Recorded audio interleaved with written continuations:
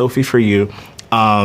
So Iris is a character who I feel like she kind of has this distinct personality that we know throughout the film, but she's also a character who is constantly learning things about herself, her environment, the situation throughout this entire movie. So what was it like for you as an actor playing a character who, who has a sense of who they are, but is having to process things so much through this movie? Yeah, I think it's a lot of mapping out the arc and mapping out where she's at in her self-discovery, because I think the end, even when the credits are rolling, I think she's found it. She's finally free, and it's just about mapping it out so it feels earned and it feels rewarded, and you really feel for her. I think it was just about the prep beforehand and being cautious of everything. Yeah. And Jack, for you, initially when I was watching the film, I was like, wow, this may be kind of different from what most people would expect from you as an actor. But then I forgot about, it was like Scream, of course. And I wanted to know, what is it about, I guess, like horror movies that bring out you playing characters who appear one way on the surface, and then the audience quickly learns that there's something deeper? I feel like it's horror movies that we see you like this. Yeah, no, I love it. It's really fun playing the bad guy. The two characters, they are similar in ways, like Richie and Scream and Josh in this, but I feel what was so cool about Josh was that that he's the antagonist of the movie very early on. In Scream, for most of the movie, I'm trying to keep the audience, like, I'm like, don't look at me, I'm just whatever, I'm just this nice guy over here, it's fine. And then, that character, very much, he's like a fanboy. He wants to be a Scream killer, so he wants to be like this campy dude with the knife, and like that's his dream. But Josh is the antagonist of this movie, and what I love about that is that he doesn't know that he's the antagonist. He thinks he's the hero. Even up until... No, he thinks he's like, I'm a good guy, and like, which is such a red flag. Yeah, exactly. But I think a lesser movie, given the same subject matter, would have made Josh the protagonist and Iris the antagonist. And I love that this movie spins that on its head. And I love that he's just a true villain who's not mustache twirly, who thinks he's the hero. That's so interesting to me. Yeah. And lastly, I know that, this film has a lot to say. It's very wacky, it's very campy, and it has a lot of horror elements, but at the same time, it has a lot to say about relationships and how our relationships with ourselves may impact the way we interact with other people. And just this idea of, even I was telling the other group about, like, even with the TikTok was banned for like a few hours, I was like, maybe I'll pick up a book. Maybe I'll pick up a book now. Yeah. Something like that. Then it was back and you were like, well, I should go. I see the account's still there. Yeah. What do you think this film has to say in regards to like how we perceive relationships in this day and age, and kind of like the positives and negatives of kind of being chronically online? Yeah. I think there's so much disconnection within our society, but you just have to hold on to human connection. And it's also good to know yourself before going into a relationship. I think that's a really important thing. Yeah, no, I think the sin that Josh commits really is that he goes into this relationship for very selfish reasons, to make himself feel good. And relationships are a two-way street. It's a two-way street. Yeah, absolutely. And then, all our dependence on technology, which is really just regurgitating ourselves back onto ourselves and making us insane. And then we bring that into a relationship. So it's just... a shit show. Yeah, I love how many different themes this movie actually deals with. That's really cool. Absolutely. Well, thank you both so much for your time. So my questions for all three of you, we can just go from left to right, is the fact that this film is very wacky, it's very campy, it's very horror-y, but at the same time, I think it has a lot to say about the way in this day and age we think about relationships and our relationships with ourselves, and maybe how that impacts how we perceive, how we interact with everyone else. So for each of you, what do you think that this movie brings to the table as far as thinking about not only romantic relationships, but platonic relationships, and how things may have gone a bit far as technology and thinking about all of that? Yeah, I really wish we would have started with Harvey first. No, I'm just kidding. Sorry. No, but I think it really highlights our sort of. I've been liking to think about it in the terms of how our growing relationship with technology is really also highlighting the disconnection that we're getting from humanity. And I think that also, even with apps, right? Like, I think, and this applies to friends too, I think that because we have such an easy means to talk to our friends, to talk to our loved ones, there's this sort of idea that, like, we don't have to put in as much effort anymore because they're just there. Or, you know, you can keep swiping until you find somebody. And I think that we need to get out there. We need to get back out there and have human interactions. I mean, you're like, you know, like the fourth person we've had here today that's in person, and it's so nice. Yeah. And so I think that's what is the beauty and really like the important message of this movie, in my opinion. Yeah, I think that we're, like Megan said, we're so desperate to connect now, and we're so cut off from how we feel and kind of looking for these fast, quick, and easy solutions to cure our loneliness or our depression or any of that stuff. So I think that, like, that's kind of what these characters are doing with these companion bots in this film, but also in real life. We do that every single day. I mean, I'm guilty of it, scrolling on TikTok when I'm bored and lonely and don't want to deal. The few hours we did have TikTok banned, I was like, oh my gosh, what am I doing with my time? And we watched everyone freak out over that. I was like, okay, maybe I could pick up a book now. Yeah. Exactly. Me and Harvey's book, actually. My book's dropping. It's How to Be Sexy on Set. Yes.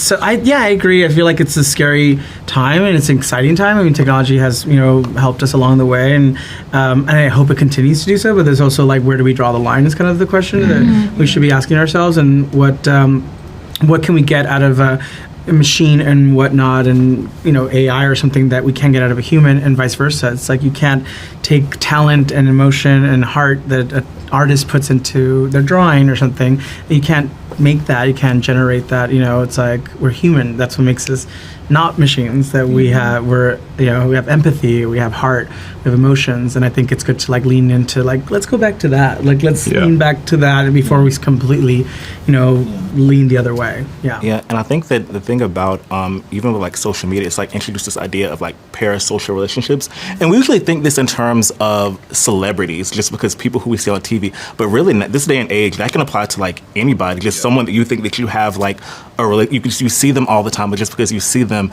that does not mean you know them or can dictate anything about them. And I think that's something that people are starting to learn more and more as time goes on, how attached we are with our phones and things. Yeah, absolutely. And real quickly, last question I want to ask Megan is one thing that I didn't really know until I watched it the second time was how parallel and, like, similar the journeys that your character Iris kind of have. Because the first time I was like, wow, not she hating on Iris.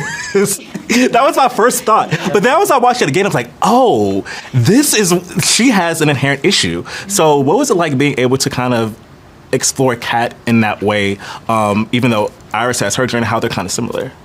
Yeah, wow, that's such a great question. I mean, I think throughout the entire movie, Kat, even though she has such a disconnect to this new world that it's turning into, she's also the only person who sort of treats Iris with any modicum of respect. I mean, even when, you know, Josh has her tied up, she's like, what the hell are you doing? Like, this is not, are you insane? Like, this is even sick for me. And so I loved playing that dynamic, and also just their journeys of what, you know, sometimes women might feel like they have to do in order to keep a relationship going. I just, there's so much to say.